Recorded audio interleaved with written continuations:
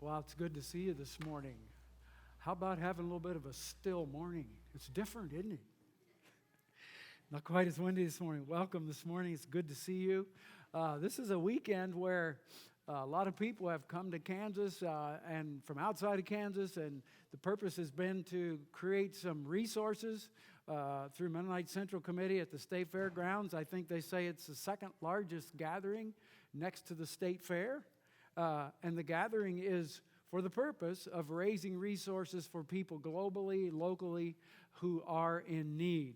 And the resources that were raised were like close to $560,000, I believe. So thank you all.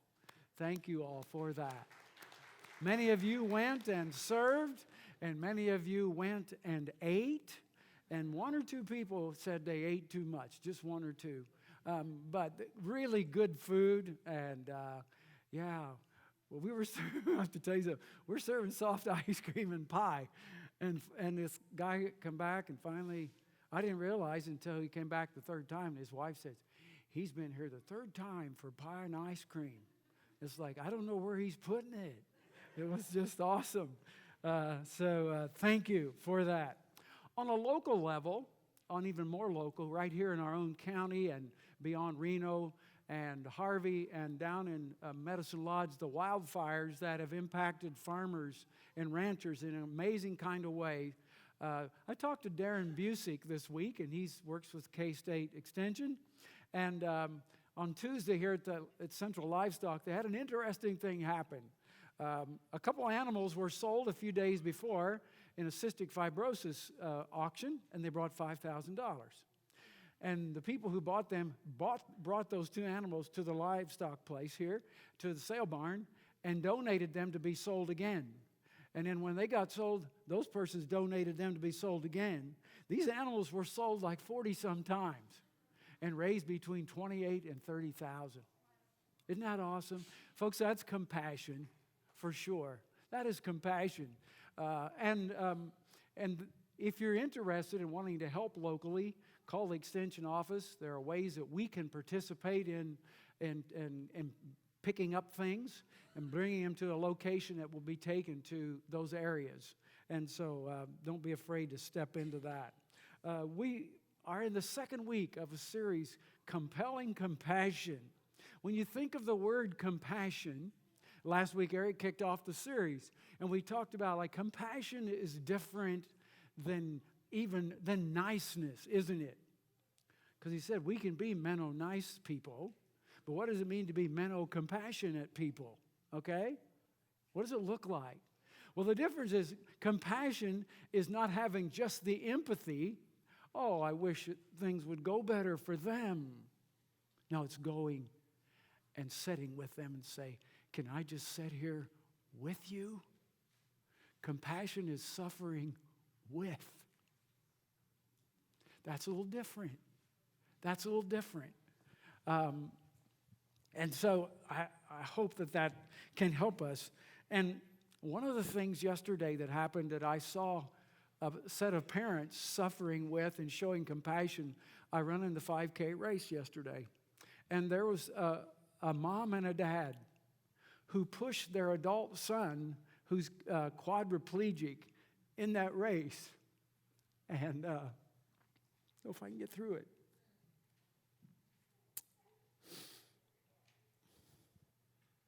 To see them come through the finish line, and the mom showing the ribbon to this adult guy, and he's making noise of celebration. It was an amazing example for me of just parents' compassion for a son to participate in something that couldn't otherwise. That, my friends, is compelling compassion. So I pray that those things, that we continue to see places for that. There's a guy who writes secular stuff, and his name is like Keltner, and he says that there's a deep evolutionary roots in our expression of compassion. Well, I think, and I hope and pray as I continue to mature that I have more compassion, but I think it's at the heart of who we are. I think God is the God of compassion, and that's what the cross shows us. because it's God who showed the greatest amount of compassion in sending His Son.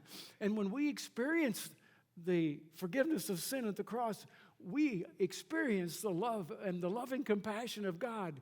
And then it kind of is then in response to that we offer that to other people. And sometimes we have to learn and relearn that. We know from last week's input that God is a God of compassion. And when Israel was in captivity and slavery in Egypt, out on a mountainside, Moses got a call by God and said, Moses, I've heard the cries of my people, and they're just getting beat up in slavery. And I have come down, Moses, and I am sending you to go lead them out. We hear it in the New Testament story where Jesus in Matthew chapter 9, he goes into the villages and he teaches and he heals people. And when he saw the crowds, it said he had great compassion on them because they're like sheep without a shepherd. And then we have the verse in chapter 9, verse 38 that Pastor Eric had talked about earlier, setting our clocks and watches to Matthew 9:38, where the call is for us to be sent out as workers and to be sent out as people who live and demonstrate God's compassion wherever we are. A few years ago, it's maybe a decade or it's more than a decade ago, Rick Warren wrote a book, The Purpose-Driven Life. How many remember that book? And the first part of that book, he asks a question like, here's the question he asks. What on earth am I here for?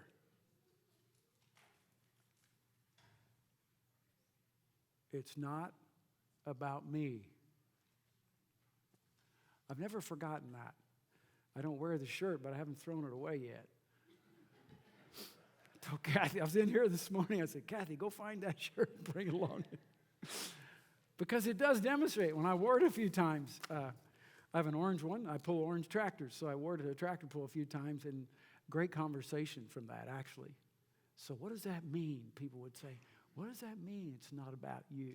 Great launching point to talk about God's compassion. But today we want to look at a story. And the story's about Jonah. When I say Jonah, what comes to your mind? Exactly, a big fish, right? Yeah, who grabbed a guy and just took him in. Yeah. And so it's certainly a whale of a story. But it's a lot more than a story about a whale. And I want us to step into this story in a way that you put yourself in this drama. If you turn in your Bibles, it's page 844 in the red Bibles, and there's 4 short chapters right there. That's it. Sandwiched between Obadiah didn't even get 4. He just got 1, poor guy. And the guy behind him, Micah, he got a few more. And so these are called minor prophets. And what are prophets about? They bring a word from God that calls God's people to stay focused on who God is. Jonah is the only story where the story is about the prophet rather than his teaching, because his teaching is 8 words. Yeah, that's it. And so we're going to jump into this personality and the story of Jonah, and I hope we can put ourselves in this, recognizing, again, from the premise and from the perspective that God is a merciful and compassionate God and always has a bend toward where the hurts are.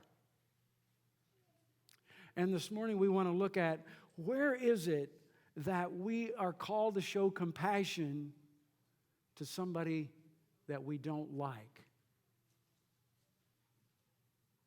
Our enemies. And I want to give you 20 seconds to write down a situation or a name. Don't put it so somebody else can read it, but write it in your outline. This situation is hard. To show compassion here would be really messy. I don't think I can do it. Write that down. Put that in your outline.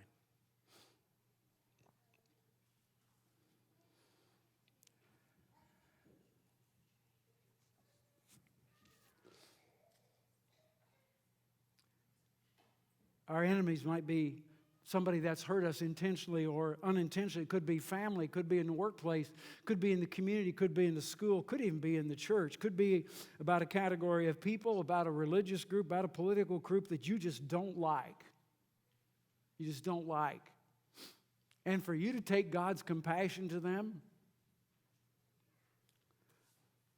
turn with me to the first chapter of Job. The word of the Lord came to Jonah, not Job. The word of the Lord came to Jonah. Go, verse 2, go to the city of Nineveh and preach against it because its wickedness has come up before me. Verse 3, and Jonah got his chariot and his horse and went speeding toward Nineveh. One or two of you are smiling. That isn't exactly what verse 3 says, is it? No. Verse 3 says, Jonah ran away from the Lord and headed toward Tarshish. He went down to Joppa where he found a ship bound for the port. After paying his fare, he went aboard and sailed to Tarshish to run away from God. Wow. Good luck with that, Jonah. Good luck with that. I'm just going to run away. And Jonah tried that, and he ended. I love how this story begins to kind of unfold. Jonah disobeys God. He just flat out disobeys. God says, I'm sending you 500 miles to the east, and you need to go down there and talk to the Nineveh people. And Jonah just quickly goes to the port, gets a ship. He's going to go 1,000 miles west because I can get away from God. I'm going to go to the bottom of the hull of the ship, and I'm going to take some sleep aids, and I'm down there, and I'm going to sleep until I get to where I'm going, and then God won't find me. That's how it's going to end. Well, again, good luck with that. And we find that what happened that we ask ourselves the question, why did he run away from God? And that's where it gets the compassion piece for us. He hated the Assyrian people in Nineveh because the Assyrian people had treated the Israelite people, very, very badly. They had persecuted them. They had beat them up. And they were a vicious and ferocious and violent people, those Assyrians were. And for me to go there and do that, I can't go do that. And the Assyrians were a cruel people, and Jonah's patriotism took precedence over his theology of God's extravagant compassion. Jonah's patriotism took precedence over God's extravagant compassion for all people. So God calls you and I, and he says, we'll pick on Gary Wolford. He calls Gary and says, Gary, I need you to go to St. Louis, and I need you to minister there for a period of time. And Gary says, thank you. And he gets in a car and drives to Utah. Yeah, about 1,000 miles the other way. Well, that's kind of what happened. And then Jonah loses his voice with God. He is not hooked up with God at all. But God continues to be hooked up with the sailors because they begin to think they're superstitious. A little bit something's wrong here because we're in a storm. And who caused the storm? We're going to throw some dice over this, roll the dice, and it came to Jonah. So look at verses 7 and 8. They cast lots, or they threw dice. Tell us, who's responsible for making this trouble? What kind of work do you do, Jonah? Where did you come from? Where is your country? From what people are you? Well, I'm a Hebrew, and I worship the Lord, the God of heaven, who made the sea and the ground. Oh, they were terrified, and they said, what in the world have you done? They knew he was running from the Lord because they had already told them. And he says, verse 12, pick me up and throw me in the sea, and the storm will stop. Oh, no, we don't want to do that to you, at least right away. And so they threw stuff overboard, cargo, so they could keep the boat on the water. And finally, they were not going to make it. In verse 14, they cried out to the Lord, please, Lord, do not let us die by taking a man's life. Don't hold us accountable for this. And so they threw Jonah overboard. These men greatly feared the Lord, and they offered a sacrifice to the Lord and made vows to him. They weren't even God-fearing guys out there on the boat. And look at verse 17. At the end of each of these chapters, God shows up kind of in some miraculous kind of ways. And in verse 17, it says that, now the Lord provided a huge fish to swallow Jonah, and Jonah was in the belly of the fish for 3 days and 3 nights. What comes to mind here is in the end of this first chapter is like, where are those places? Who are those people in your life and mine who we just don't like? And they have caused us pain intentionally, unintentionally. It's a business deal. It's a relationship. It can be all kinds of things. And I am not going there. Where are those people in your life and mine?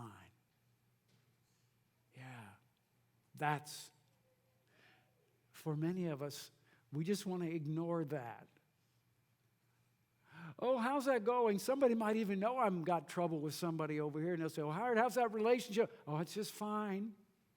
But I'm ignoring it, and I'm running from it. How's God's compassionate love going to ever infiltrate that? Well, it's going to be messy. It's going to be messy, but God's bigger than our mess. Chapter 2. It's amazing when somebody gets confined to a little space and they're kind of worried about being fertilizer for the seaweeds, that the story changes. So Jonah's inside this fish being bleached by digestive juices, and all of a sudden, things begin to change for him. He prays to God this amazing prayer in chapter 2. If you want to follow along. In my distress, I called on the Lord, and he answered me. From deep in the realm of the dead, of course, he's deep in the belly of the whale and down in the water. I'm down, and the waters have swept over me. And if you go to verse 7 of chapter 2, when my life was ebbing away, I remembered the Lord, and my prayer rose to you, to your holy temple. Verse 8, those who cling to worthless idols forfeit God's love for them. What was the idol that Jonah was holding on to? It was hatred for the Assyrian people. He's holding it. But he's calling himself out, those who cling to those. But I, with shouts of grateful praise, will sacrifice to you. He comes clean, and he says in verse 9, salvation comes from the Lord.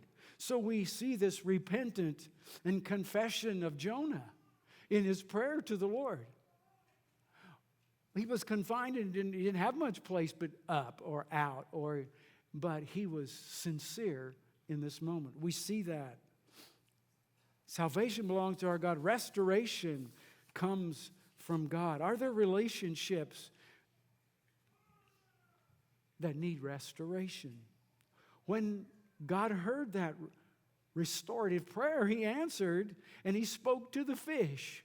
And can you imagine along the beach, and out sails this very white, pale guy out of a fish out on the sand? Can you imagine what that looked like? Hey, Mom, you're not going to believe what we saw. Yeah.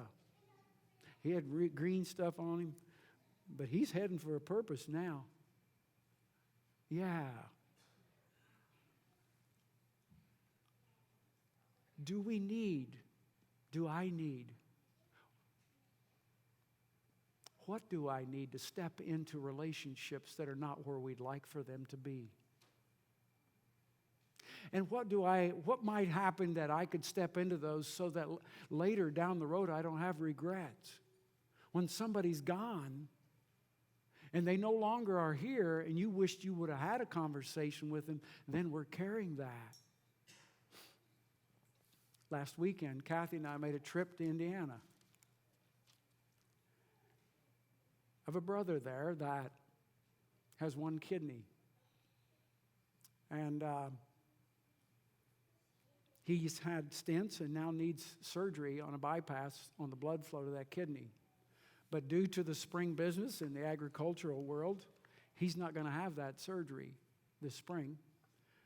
And I felt a need for Kathy and I to go back. And I called him.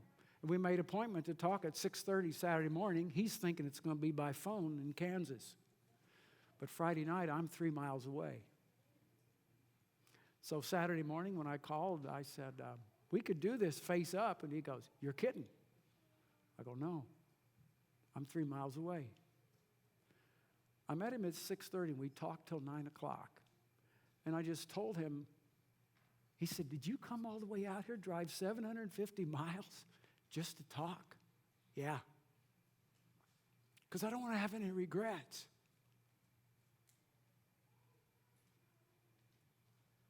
It got really quiet in the kitchen at his house. I wouldn't trade that trip for anything, you all. I would not trade that trip for anything. I just asked lots of questions, and just if something happens to him, I just told him, I don't want to get a call that you're down and you're not going to get back up, and we haven't had a chance to talk. I just want to do that. Regrets. Step into those things, folks, while you have time. Chapter 3. God got Jonah's attention. And now look at chapter 3, verse 1. He says this, verse 2, he says the same thing as he does in verse 2 of chapter 1. Only this time, he says, the Lord came to Jonah a second time. He's getting a second chance. He says, go to the great city of Nineveh, proclaim to it the message I gave you.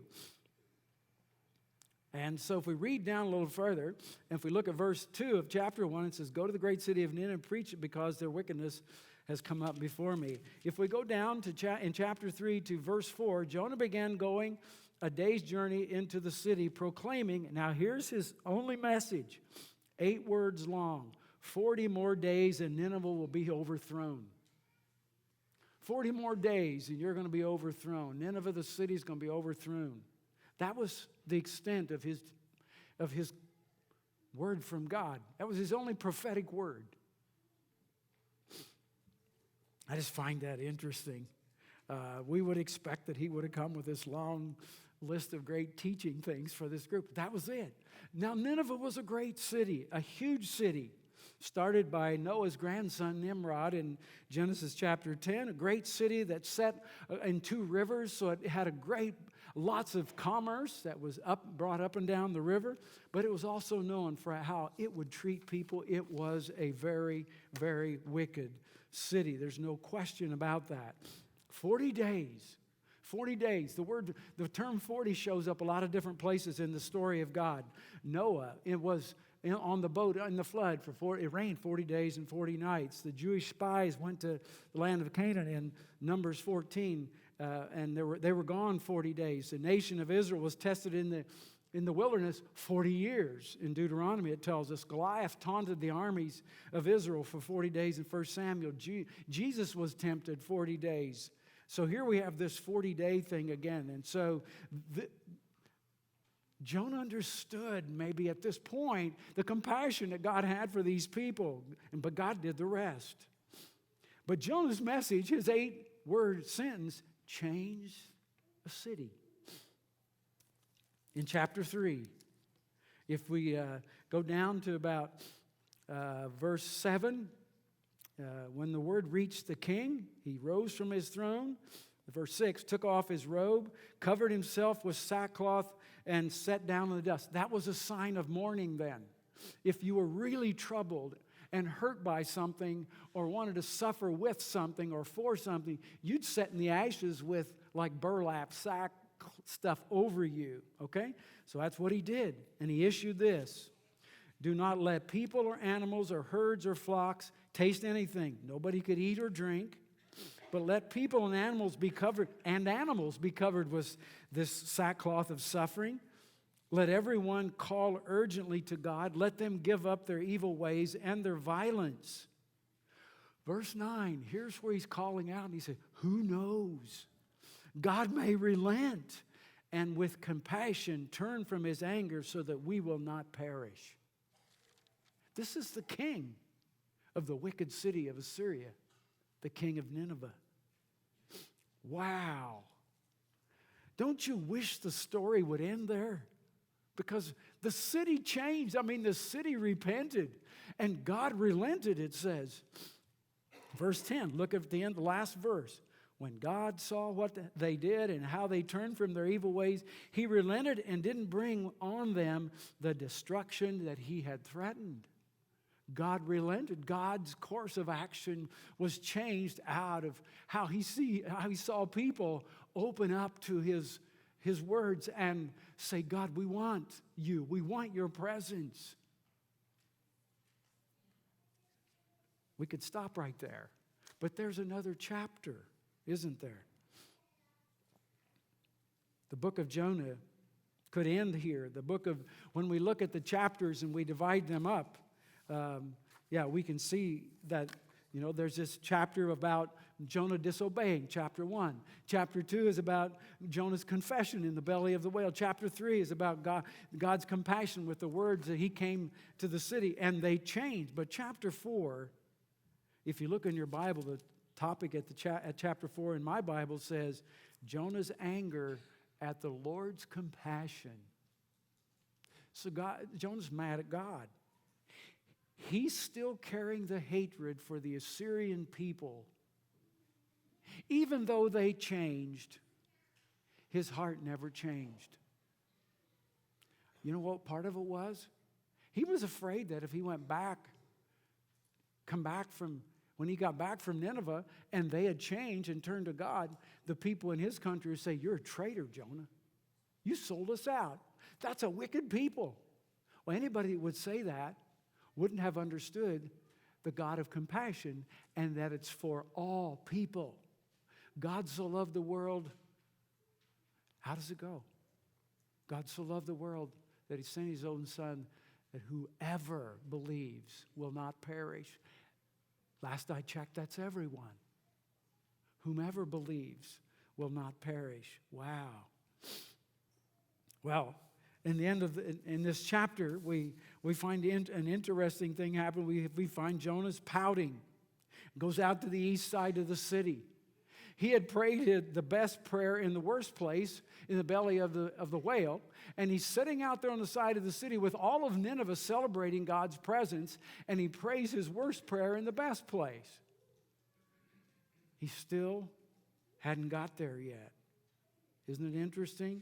And he even says to God in all of this, in chapter 4, verse 2, he prayed to God this prayer. Isn't this what I said, Lord, when I was still at home? This is what I tried to forestall. This is what I tried to keep from happening when I wanted to run to Tarshish the first time.